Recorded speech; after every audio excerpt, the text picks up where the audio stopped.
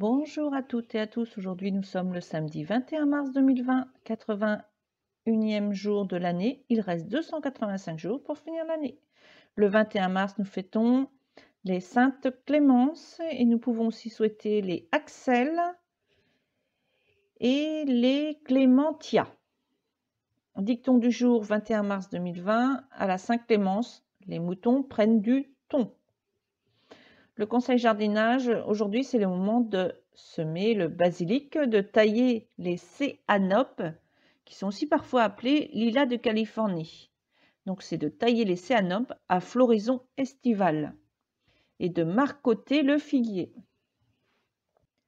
La carte du jour s'intitule La porte et est issue du jeu de Amour universel.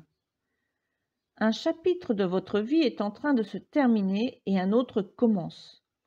Abandonnez votre passé avec grâce et amour et faites confiance au cycle des saisons, car tout est contenu dans les bras de cet immense amour éternel que l'on nomme la vie.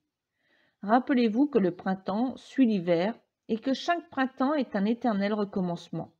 Le temps est une porte éternelle vers de nouveaux départs. Ressentez la beauté précieuse et sacrée qui remplit votre cœur. Soyez reconnaissant de tout ce qui a été et de tout ce qui existe encore aujourd'hui. Suite de la lecture du livre de Louise Hay, Transformez votre vie. La critique de soi. L'une de mes clientes mange une livre de beurre et tout ce qui lui passe sous la main quand elle ne supporte pas d'affronter ses pensées négatives. Puis le lendemain, elle en veut à son corps de son embonpoint. Quand elle était petite fille, elle avait pour habitude de faire le tour de la table familiale, de manger les restes des autres et de finir le beurre. Sa famille s'en amusait, ce qui pour elle devait correspondre à une approbation.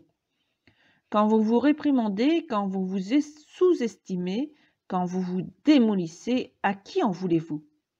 Nous avons intégré presque tous nos programmes, positifs et négatifs, pendant nos 3 premières années de vie, et nos expériences ultérieures ont été la conséquence de ce que nous avons cru et accepté sur nous-mêmes et sur la vie à cette époque.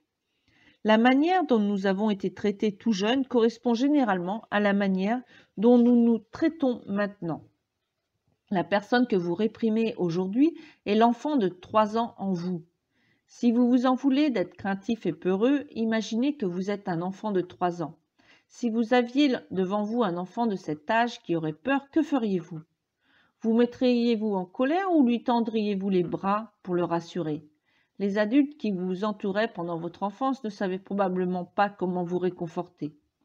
Maintenant, vous êtes l'adulte et il serait triste que vous ne réconfortiez pas cet enfant qui est en vous. Le passé est le passé. Il s'agit maintenant du présent et vous avez la possibilité de vous traiter comme vous souhaitez être traité.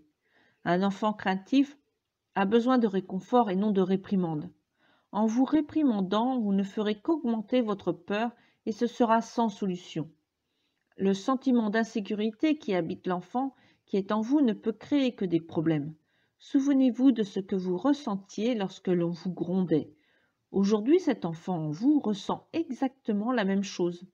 Soyez gentil envers vous, apprenez à vous aimer et à approuver vos actions. C'est ce dont votre être intérieur a besoin pour exprimer tout son potentiel.